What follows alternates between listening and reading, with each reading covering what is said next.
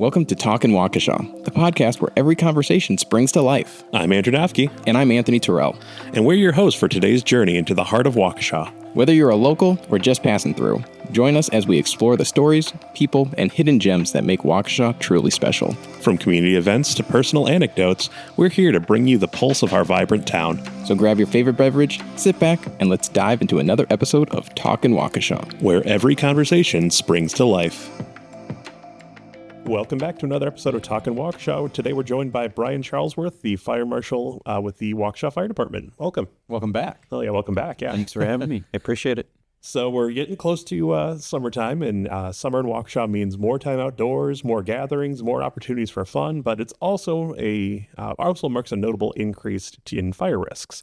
So let's start off by talking about what changes this time of year from a firefighter perspective. What, from your perspective, what changes do you see in fire incidents once summer begins? You know, and it's kind of interesting because our most common type of fire is cooking inside of homes. But that hazard doesn't change in the summertime. Our most common type of fire is cooking on the outside of the homes. So the biggest thing is our fires tend to shift more outdoor related activities. Unfortunately, we just had a fire a couple weeks ago that somebody's shed burned down because of an outdoor fire that was too close to their shed, and it was really too windy was the issue. But it's just a shift from indoor fires to outdoor fires typically. Does the type of response change then from an indoor fire to an outdoor fire to a certain extent? I mean, obviously you're prepared for different things, but like, does containing them change? Not really. I mean, our response, if there's a structure that's threatened, our response is the same. It does create some challenges, though, with wind. So if you get days like we've had recently, the wind can certainly make things a little more difficult, but we can certainly handle it at the same time. So summer in Waukesha brings a lot of outdoor fun. So what also makes it a higher risk time for fires? The biggest thing is outdoor fires if they're left unattended, especially like we said with the wind, you have no control over where those embers are going to go as the fire dies down. If there's smoke coming from the fire, it's still hot and it's hot enough to spread. So that's the biggest thing is just understanding that outdoor fires can certainly be a fun activity. We allow for it. It's something that we understand and expect. But that's the biggest increase in risk is the open burning on the outside. And is it more than because, I mean, those embers and they're flying away, are they landing in the trees? Are they landing in dry grass? Is there a common? It could be all the above. All of it? Okay. Yeah. It's, fortunately we've had a fairly wet spring, so it hasn't been too much of an issue. But if you go up to the northern parts of the state, they've been really dry in some areas, so they do have some issues. But the wind just carries the embers, and if they land in the right spot with the right conditions, it can certainly spread a fire. Yeah. And do we see a lot of brush fire and kind of that kind of drought style fire in Waukesha, or is that something that's not as common here? We do, not to the size and scale that some of the more rural areas would see. Ours, because we're a little more densely populated, tend to be caught earlier before they have a chance to get large. But obviously, we see more outdoor fires in the summertime than the wintertime typically. Is there a way that, if you're driving by an area that you're not sure if there's people out there or not, is there a way you can tell if it's a brush fire versus a backyard outdoor fire? It's difficult. Especially if you're driving on the street and you see smoke coming from behind somebody's house. It is not uncommon for us to get a call for what we'll say is a possible structure fire, only to find out that it was an outdoor fire in somebody's backyard. Sometimes not a legal one, but sometimes it was, and there was no issues. But it is hard to say from the street side we don't encourage people being nosy and walking behind somebody's house to find out what the fire is. But it never hurts if you don't know and you are concerned. The non-emergency line to the police department is always a good way to call. And at a minimum, they can have us check it out if it's during the day, or have a police squad come by just to see. And in some cases, they'll send us and we'll go check it out. Yeah, perfect. So as we've been kind of talking, boneyards and backyard fire pits are part of the summer traditions for many family, but they can quickly become dangerous if they aren't careful. So what are some of the key rules that people should follow before they light a bonfire or an outdoor fire? The biggest thing we say is don't leave it unattended. Just that you got to have somebody out there, and then a water source. And when we say somebody by the fire, we mean a responsible adult. Sober, hopefully, as well. Yes, that was my definition of responsible adult. And there needs to be a water source. If a big gust of wind comes by and you need to wet some things down, got to have something, whether it's a bucket of water, a garden hose, and we do have a municipal ordinance, which I see as referenced. It's 21.04, parent 3. Very appropriate reference, but we do have a municipal ordinance that does require these things. So you could, in theory, if your fire did cause an issue, you could get a municipal citation for that. And it has happened this year. There was an individual that had an unattended fire that did burn their neighbor's shed down that did result in a citation. Not by all means, it's not our first response, but when other people's property is damaged and affected, it's hard to not give a citation in that situation. The outcome of the situation. In this particular case, there were 2 properties that were damaged. So, but the biggest thing is to follow the rules in the municipal ordinance on our 21.04. If you ever have any questions, you can always call my office. But having somebody, a responsible adult in attendance with a water source, does also important to note, got to be 25 feet from anything combustible. So that could be a wooden fence, could be a hedge line, could be a shed. And unfortunately, a lot of our smaller lots in the city don't have those setbacks. And that's where we run into issues. Are there, having not read the code as thoroughly as I should, is there, like, if you have a fire pit that has a cover and grating around it, are there exceptions with that, or is that still encouraged to have those the setbacks? only exception is if it's a cooking fire. So a grill, essentially. You could have an open flame grill, charcoal, wood smoker, any of those are 10 feet from a structure. So that's a little different. We don't enforce the 10 feet on single family homes. It's only for commercial properties. But if somebody would call and ask and say, how close is too close to my house for my grill, we would recommend 10 feet. So likely not on your deck, not on, combustible decks aren't good. We've had fires over my career where people had their grills on their wood decks. And unfortunately, with wind, again, it didn't end well. So we don't recommend having your grill on a wood deck. Surprisingly enough, a lot of the composite decks that people use now are actually fire retardant and are okay. I learned this a few years ago when in commercial buildings, you can't have an open flame grill on a deck or balcony. And an individual called and was upset that they had gotten a fire code violation on their apartment building. And when I went and looked at it, I realized it was composite. And I know that some of those composite materials are fire rated, and you could actually have a grill on.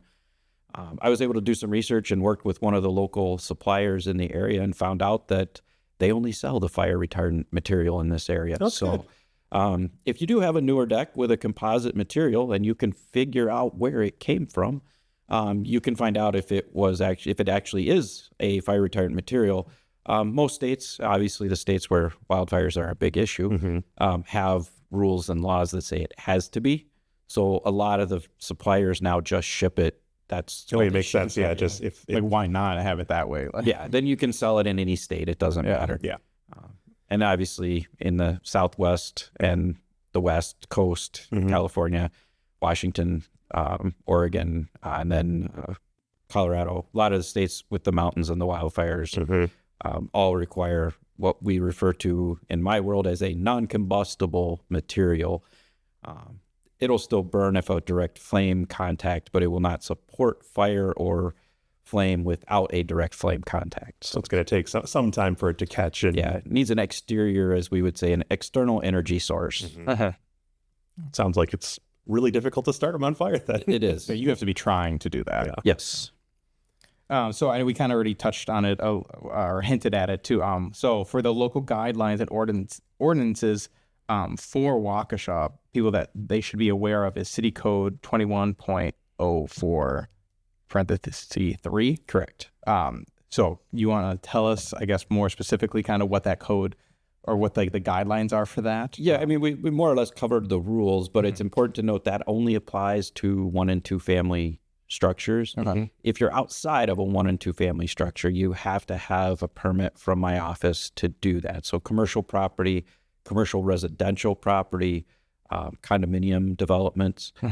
We have had some condominium developments that have applied through the condo board for outdoor fires, and then they designate areas within their condo development that they could, if the resident chose to, could take like that, outdoor commercial fire pit and wheel it to those areas and sit outside with their neighbors and have a fire.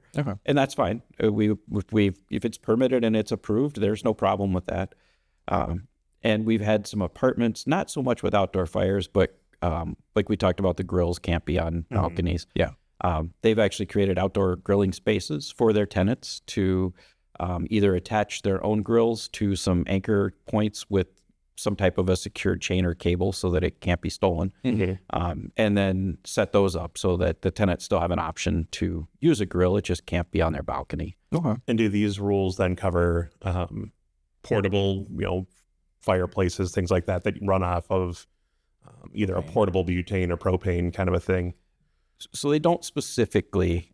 We treat those because the fuel source is the same as a gas grill, and they are basically the same operation as a gas grill. They actually have a few more safety features built into them.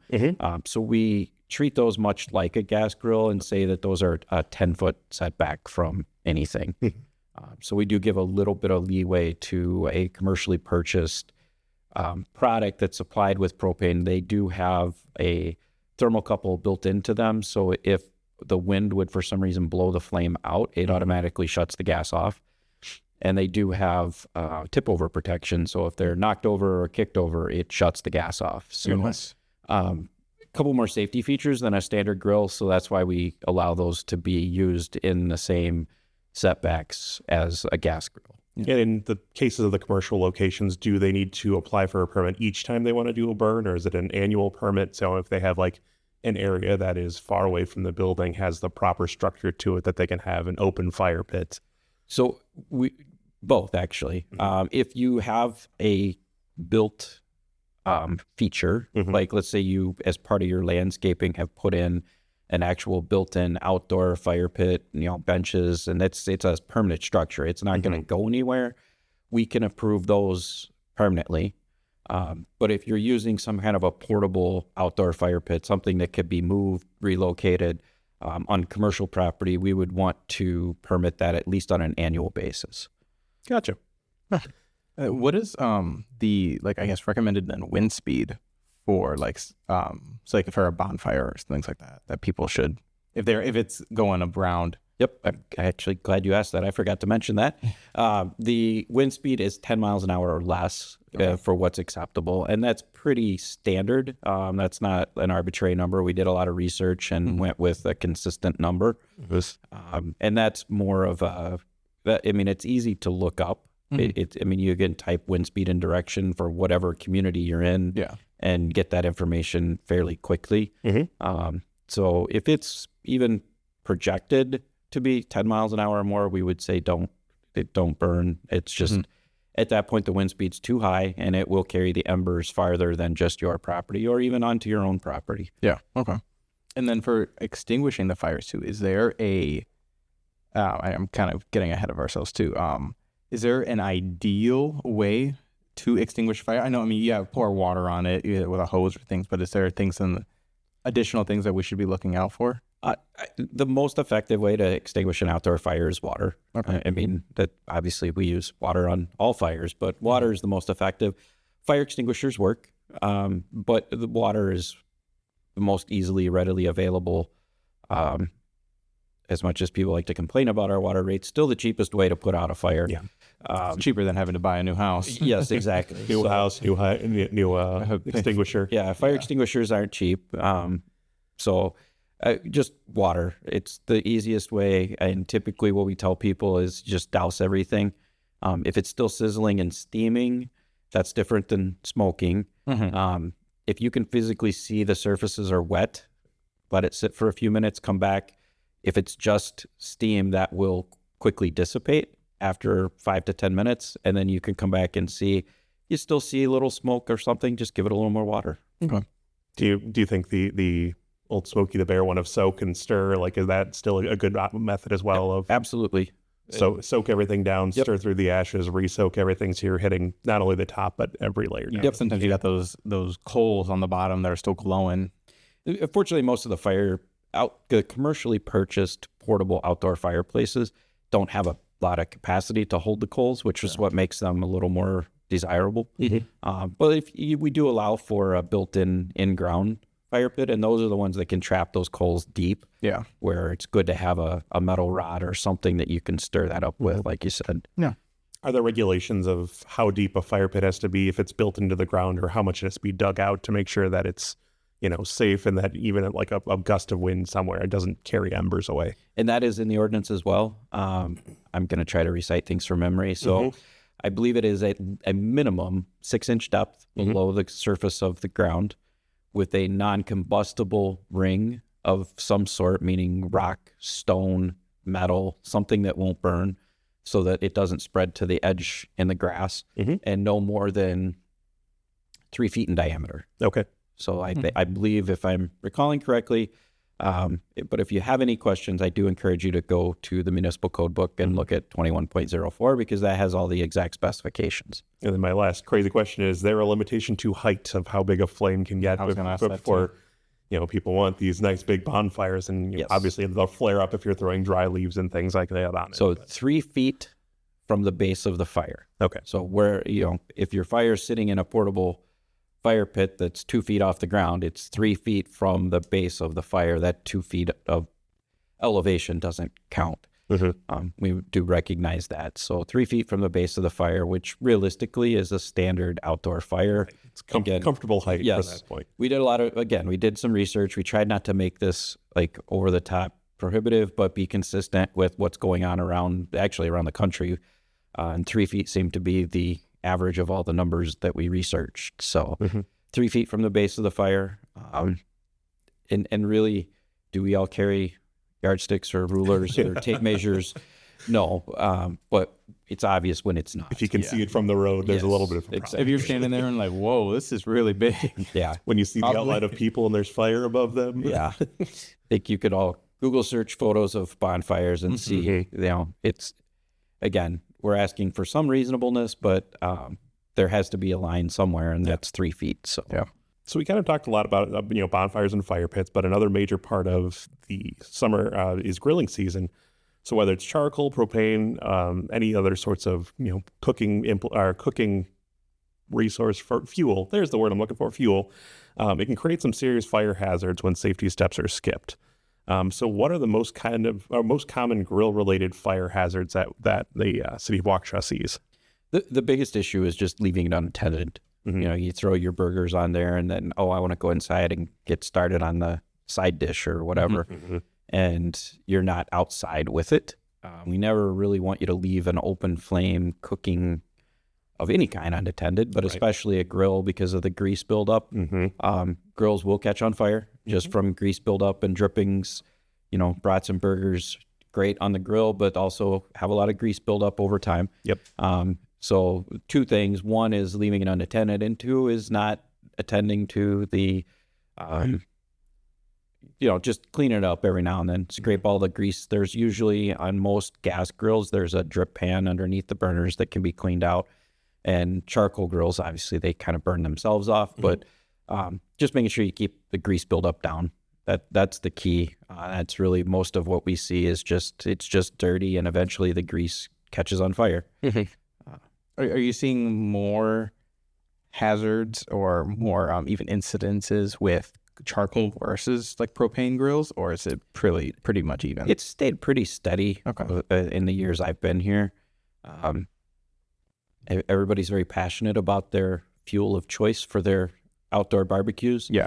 But it's stayed fairly consistent. And the biggest thing, again, I can't stress enough, is keeping the grease buildup down. Yeah. It actually is. I'm not sure if we're going to touch on this, but I'll talk about it now. Oh, here it is. If a grill starts on fire, what is the safest way to respond? Fire, like anything, needs oxygen. So if it's charcoal and it's getting out of control, throw the lid on it, close the vents, and walk away. Certainly can call the fire department. That is absolutely an acceptable time to call the fire department. And with propane, it's important to note the propane grill itself is an open flame. As long as the grill is on fire, if it's on fire, you turn the gas off. That eliminates the heat source. Keep the lid closed. Not wrong to call the fire department, but at that point, it is intended to contain the flame of the cooking. So in a lot of cases, it will just burn out and you'll be okay. If you're not cleaning it regularly, though, that's when they can get out of control. I've had seen instances where the grill trap or the grease trap on the bottom catches, and then you've got fire outside of the grill, and it can become a problem. You do run the risk if it's not properly cleaned every so often, and I'm not saying every time you use it, just making sure that you don't have obvious grease buildup. Yeah. If it's not properly cleaned, it can get hot enough that eventually you can start damaging the burners and the fuel lines to the burners. Not that it may be a problem at that point in time, but it could be then the next time you try to use it, you have things leaking where they shouldn't, and then that can create issues as well. So it's not that just, if it catches on fire, just close the lid and it's all good. You still need to inspect it and make sure that nothing was damaged because of that. Yeah, if you happen to have a grill that has, a little bit of exterior damage, rust, things like that, are there any other recommendations where if, there's a grease fire, some sort of fire on an external grill that, maybe covering it with a lid doesn't completely seal the issue where the vents the vent may have broken off or the lid is not fully sealed? If there's any damage to your grill from the fire, our recommendation is to replace it or at least repair the damage. You can replace burners, you can replace hoses. It's really what are you as the individual comfortable with. But the key is don't use it if it's damaged, especially gas. I'm not saying charcoal is better, but charcoal burns out eventually. Gas will just keep going until your cylinder empties, but that could be a while if it's full. So the biggest thing is if the burners get damaged, the hoses get damaged, replace them, repair it, or maybe it's time for a new grill. I have a propane grill, and I always have the irrational fear, and I don't know, you can let me know, Brian, if this is true or not, or if it's realistic. I'm always worried that the propane tank might sometime catch on fire and explode. Is that a common, or not even a common thing? Is that a thing that has happened? I feel like I heard horror stories of that. It used to be. Okay. They make propane tanks differently now.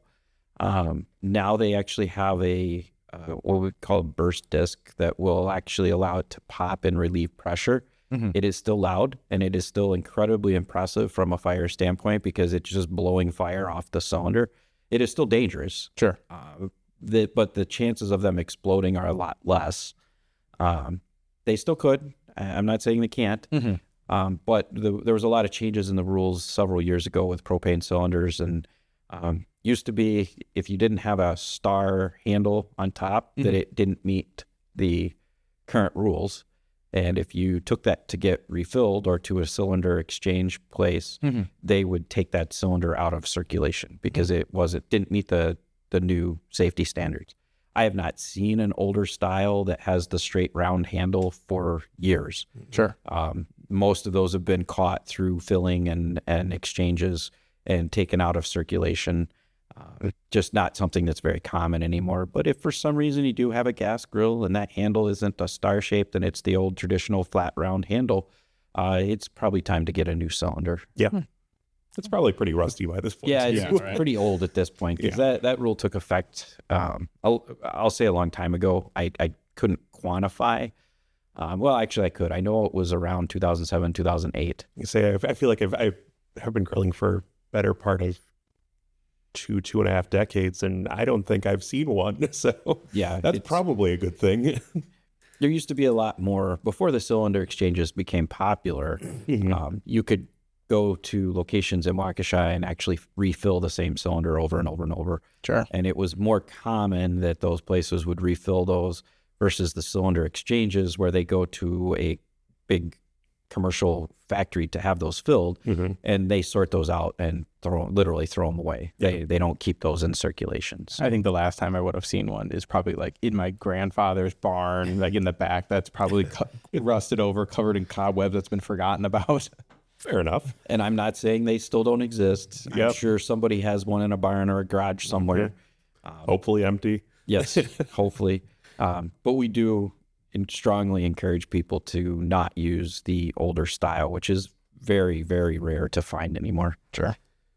So what should people be checking on their grill before they, grill for the first time each season, or what should they be checking for before they even, turn on the gas or drop the charcoal in for any time they grill?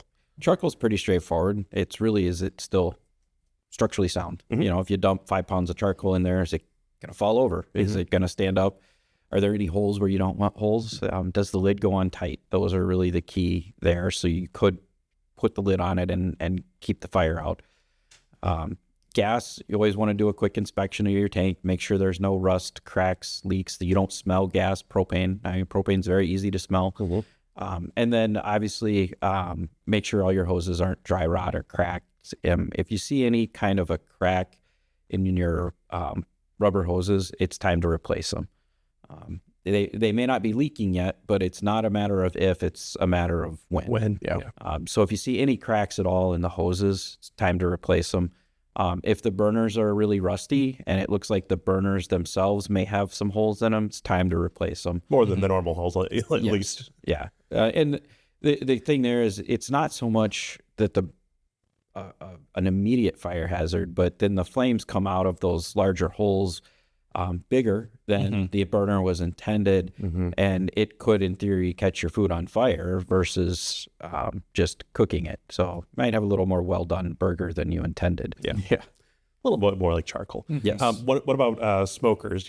Something where they'll be burning at a lower temperature for a longer time. Are there any recommendations for that? I mean, do they need to be attended at all times, or if they're further away, are they a little bit safer to kind of let them go? Smokers do burn at a lower temperature. It all depends on the kind of smoker. Some smokers actually have a wood firebox and have a actual fire burning inside the firebox. A lot of the pellet smokers are a little safer, but you, again, much like the arguments of gas versus propane, when you start talking about smoking your summertime brisket or pork shoulder or whatever that may be, people get very passionate about the types of smoker that you use and everything. Again, if you have an actual firebox where you're burning firewood, as much as it would not be fun to sit there for 8 to 10 hours while your pork shoulder cooks, you really don't want to leave that unattended. The pellet smokers, I'm not saying leave it unattended, but they're more forgiving. And you're not cooking at as high of a temperature as like a gas grill or a charcoal grill. Right. The key is, though, keep it set back. We did have a Christmas Day fire in Waukesha. Wind speed is still important, even with a smoker. That did, unfortunately, catch somebody's house on fire on Christmas Day because they were going to smoke some ribs, and didn't end with a positive result. Let's say that. Yeah. We really chose the wrong time of doing this right around lunchtime. Just to mention of brisket and pork shoulder. Yeah, that sounds delicious right now. Yeah. Brian, are you more of a gas or charcoal grill person? So I have both. Oh, okay. And I have a smoker. I have a pellet smoker as well. I have all three. I refuse to buy a flat top griddle or a Blackstone because I just don't need one more thing on my patio. But I mean, for me, it's more of a preference of what I'm cooking. And I'll be honest, sometimes it's how hungry am I, because by the time you wait for the charcoal to get lit and hot and cook and then cook the burgers, propane's a lot like a stove. You turn it on, you turn it off. I wait for it to heat up, but it heats up way faster than the charcoal. So I'll be honest, I prefer a burger on a charcoal grill, but I'm not opposed to one on propane if that's what's ready when I'm hungry. Sure. My little cheat for that is you just get one of those little like 4-ounce metal tins. You throw some of the pellet wood in there and then light that up, and then you get some of the smoke flavor into it. It's a good workaround. It keeps things relatively safe as long as it's dampened and not just kindling. The advantage to the propane, and this is where I really kind of, in my world, temper which grill I use is the wind speed. If it's going to be really windy and I have to worry about the embers from my charcoal grill blowing across my yard, it's almost always propane at that point. Sure. If it's a calm afternoon or evening and I don't have to worry about the wind speed and I have time, it'll be charcoal. Okay. So now with the 4th of July approaching, fireworks have become another major fire concern, especially for the fire department across Wisconsin. So what are the most significant risks now associated with fireworks? We're talking a lot about food, so hopefully this gets us out of that. I can only hope somebody's growling. I mean, the big thing with fireworks is obviously you're shooting sparks and flames into the air, and you don't control where they go. No. So no matter how hard you try to point them in a safe direction, you don't have a lot of control where it goes. And in Waukesha, where we're a lot more densely populated than the rural areas, it's just not a good idea to have flames and sparks flying up in the air when it could land on your neighbor's roof and ultimately end up with a fire on somebody else's property or your own. I mean, it doesn't mean your own home isn't excluded from that risk. We always try to push the narrative of, go to the professional displays, let the professionals who have to get permits through my office and have to be inspected and made sure they stick to a recognized standard, do the fireworks displays. And even with that, there have been times where we've had to stop the professional displays because of wind speed, ground cover fires, whatever that may be. So even with all the proper planning, there's times where it still doesn't work. Sure. From an EMS perspective, I imagine fireworks are kind of a problem as well because they are explosives. So, yes. It is much like the first heavy snowfall of the year. Somebody always tends to get an injury and we have to take them to the hospital, and 4th of July fireworks tend to be similar. Somebody always thinks that they know best and it doesn't always work out. Fortunately, in Waukesha, it has not happened recently, although it's almost not a good thing to say. But right, yeah. But they are dangerous, and I think sometimes people think, well, you could buy them at Target, Walmart. How bad can it be? Yeah. We're not just talking about the fireworks that go straight up in the sky like you see at the fireworks show. We're talking about firecrackers, bottle rockets, all those things that you can just buy. Anything that is made with gunpowder in any form. Anything that pops and explodes. And I think that kind of leads right into the next topic, that people should also understand that there's really not much that's legal as far as fireworks go in the city. If you read our ordinance, it is essentially allows for some smoke devices, sparklers, but anything that emits a spark or flame and travels through the air essentially is not legal in Waukesha. Sparklers are, I'm trying to think, what did somebody ask me? Oh, the snakes that you can light and stain your driveway. But those would be fine. Smoke bombs are fine, but I mean, I don't really know. Kids don't like those because, there's a little color to them, but that's about it. It's color, but it doesn't make noise. Yeah. I mean, snapdragons, where they kind of... Those are okay. Yeah. But there's not a lot that actually is legal. I think it's like even sparklers that are like shorter than 2 feet. I think there's a limit. It's like 24 inches or something like that. Yeah, but if you can, for the most part, if it is at a commercial chain in the city limits, they check with us every year. They send me an email every year and say, hey, can you send us a copy of your ordinance? And then we just literally copy paste, send it back. So they make sure they're not selling illegal fireworks in the city. And for the most part, the commercial chains comply. You will see fireworks stands that will set up in the city, and they do have to comply with the same rules. And for the most part, they do. However, our rules only apply to the city of Waukesha. It's not that you can't go buy the, as people like to say, the good stuff. You just can't do it in the city of Waukesha. And that's the other thing that we want to caution people. Just because you can buy it doesn't mean that it's legal to use. Correct. You can still get in trouble. I actually saw a fireworks stand in the city 2 years ago that said, ask us where to get the good stuff. That was actually their sign. Oh, no. And they had a fireworks stand that was located just out of the city limits, that then you could still buy things that would go boom and fly in the air. Again, not legal in the city of Waukesha. So please, just because you can buy it I'm just saying this because it's our adjoining neighbor, the village of Waukesha or Big Bend or Vernon.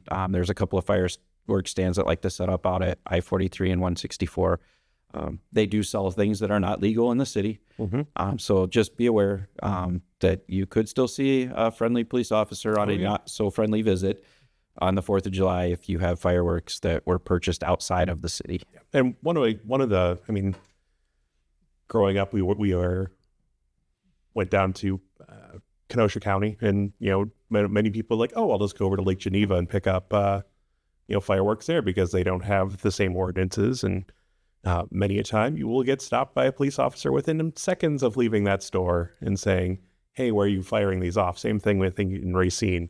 My favorite things when you're going up 94 and you see a line of 6 cops who are all sitting there. Because the moment you leave Phantom Fireworks, if you cross the Racine County border, they're going to throw their lights on and say, where do you live? Do you have your permit to do any of these things? And a lot of people don't realize that the ordinance that we have in the city actually requires that we confiscate those and destroy them. So yeah, that's going to be my question. It's not nearly as fun, I imagine. and they're not cheap. No. So it's one of those where I would just recommend don't do it because, one, you could lose the money that you invested in that. And 2, you could get hurt, and in worst case scenario, you get hurt or both, set something on fire you didn't intend to. Yeah. So loss of life, limb, and property is not worth for a little sparkle in the sky. No, and I think the city does a fine job of putting on a very professional, safe display. I believe it'll still be at Lowell Park. Yep. Lowell Park on the 3rd. Yes. So even better, it's early enough where you can go to other shows throughout the weekend. So there's plenty of opportunity there. Yeah. And just to clarify, it's like even having the possession of those fireworks, that's where you can get in trouble, correct? Yes. Or is it okay? Yes. Yeah, I believe the ordinance says that it's unlawful to own. To own, possess, purchase. Yeah. So even if you brought them home and were like, oh, I'm going to be going up to the lake in a couple of days to light them off, you can still get in trouble for that. You could, in theory. But yeah, just having them, even if you're going to go somewhere where they are legal, having them could technically be a violation of the ordinance. Obviously, we'd have to know that you had them, but using them in the city is obviously not. It's a good indicator that you've owned them at some point. Okay. Sometimes the most powerful safety lesson comes from real situation firefighters have responded to firsthand. Can you share a real example of a summertime fire that could have been prevented? Actually, I'll go right back to the fire that just happened a few weeks ago where somebody was burning some yard waste, which is against the ordinance. And the reason being is the lighter twigs and branches are more susceptible to the wind and can travel farther through the air. And this person's outdoor fire that was also unattended did damage, essentially destroyed the neighbor's shed and damaged another neighbor's property as well. And that's a pretty simple, straightforward. If you follow the ordinance, it was too windy and you can't burn yard waste. And that was a situation where that fire should have never happened if the ordinance was followed. So unfortunate, but a teachable moment for somebody that didn't understand the rules. But that is probably the most recent real world example I can give of somebody using their outdoor fire and having an unintended poor outcome. So burning twigs, leaves, yard waste, that's all never an acceptable thing within the city limits. No, and there's 2 issues there. One is that the debris is lighter, so it does travel farther with the wind, and it creates a lot of nuisance smoke, which is our most common complaint this time of year, is outdoor fires and the smoke. It's still nice enough out. You can have your windows open in the evening. You're not running your air conditioner, and people don't like to sit in their living room and smell the neighbor's fire. It is our most common complaint that we get, especially this time of year. Yeah. So I think there is regulation of when an outdoor fire can be held. What are the hours of when it's appropriate to hold them, provided that you're not being a nuisance to neighbors, things like that. So the ordinance says 3 p.m. to midnight. that is a time that we as the fire department did not specify. That was a policy decision that the council made at the time we adopted the ordinance. Mm-hmm. So I can't really speak to the rationale for the time of day, but that is in the ordinance. So 3 p.m. to midnight. If you're burning outside of those hours, you are actually outside of the ordinance. So important to note that, if you get up at 8 o'clock in the morning, that's, the best example I can come up with is you work third shift and you get off at 7 in the morning, and that's your evening, even though it's morning for everybody else. Right. You want to go home, sit outside, have a fire, and it is probably one of our more common complaints of people burning in the morning. And I would say a majority of the time we find out it's just somebody that works third shift, came home from work, wanted to have a little fire, maybe an adult beverage or two by the fire, and go to bed because that's their nighttime. Right. And I can't fault them for the logic. It makes perfect sense, but unfortunately the ordinance doesn't allow for it. So, and I've never had anybody complain once we explain it to them. They understand. Yep. So it's just what it is. It's just something to be aware of, 3 p.m. to midnight. I imagine those situations are, hey, just put out the fire, a little bit of a warning as long as they're compliant. And... Never had anybody balk at it. They just didn't know. Yep. Yeah. So once they know, it tends to take care of itself. Yeah. And so in Waukesha, you're not allowed to burn yard waste, correct? Correct. So where does that, I guess, how are people determining, like, if I'm burning yard waste, but I'm still going to, like, be having just, like, a bonfire with friends around there, but I'm also at the same time burning yard waste, but we're making s'mores over that yard waste at the same time. Where does that gray area, I guess, it's a tough line to enforce. You have to light the fire somehow, so you have to have some smaller twigs and branches to do that. Right. We understand that. But where the line is typically crossed is you have this huge pile of branches and debris. Okay. Rather than putting it out on the curb, or maybe you missed the leaf and branch pickup and you don't want to take it to the drop-off center, then that's where we see the issues. And it's pretty obvious when somebody's doing that. There's a lot of that, what we call nuisance smoke. Sure. From the smaller twigs and branches. When there's fog in a neighborhood. Exactly. And it's not fog worthy. So, I mean, obviously a little bit to get your fire started. That's how you have to do it. We're not coming after you for that, but it's the big brush pile that you're burning. A lot of using common sense of, and kindling is fine to get it going, but once it's going. And we like to tell people, keep in mind the city provides a drop-off center for yard waste. Most of the time, not always, but most of the time, in certain times of the year, you can drop off yard waste without paying fees. I'm not saying that's always the case because I don't regulate that, but I have seen, even as a taxpayer in the city, I have been able to drop off leaves and yard waste without fees during those collection periods. Yeah. I know it's not year-round, but typically during the collection periods, I always say, call ahead, double check the city's website. I do the same for my own yard. If I miss the collection day, then I have to load it up in the car and haul it over there. But it's not difficult, and that's really what the drop-off center is for, is to give you a place to get rid of that, so that burning it isn't an option. Right. Plus, when you drop it off at the drop-off center, you get lovely compost out of it, which is true. Always a nice added value. And not that people necessarily care, but I think it is important to note that all the yard waste that is dropped off at our drop-off center is recycled into compost or mulch, depending on what it is. So that's also way better than putting it in a landfill. So it's also illegal to put it in a landfill. True, yes. But important to note that at least when you take it to the drop-off center, it's being repurposed properly and being taken care of. So just food for thought. Yep, definitely. So as we wrap up, what's one or more fire safety tips for the summer that you wish every family in Waukesha would remember? And I feel like I'm really pounding this message, but the biggest thing is if you're outside, you're having fun, keep a responsible adult nearby, and if you're using outdoor fires, make sure somebody's paying attention. Don't leave it unattended. The unattended fires are the ones that always seem to cause the most problems, and make sure you extinguish it well. We've had an interesting circumstance where a gentleman, this was several years ago, but put his fire out the night of the fire, came out the next morning, took the logs that didn't burn and stacked them back on his wood pile. No. Yes, exactly. And it was about an hour later, the fire department was there because his garage was on fire because the wood pile was next to the garage. So if it's been put in the fireplace, the outdoor fire pit, whatever that is, don't take it back out. Mm-hmm. It stays there. And the thing is, just stay with the fire until you're confident that it's extinguished. And like you said, the pour, stir, pour some more. I think it's Smokey the Bear rules. Great rules to follow. There's a reason why it makes a national ad campaign, because it does work.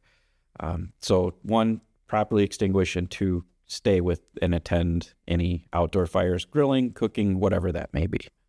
And I guess kind of thinking into making sure that there's a responsible adult out there. Is there an age limit on who can be out near a fire, or is it just a recommendation? So the ordinance does say 18. 18. Okay.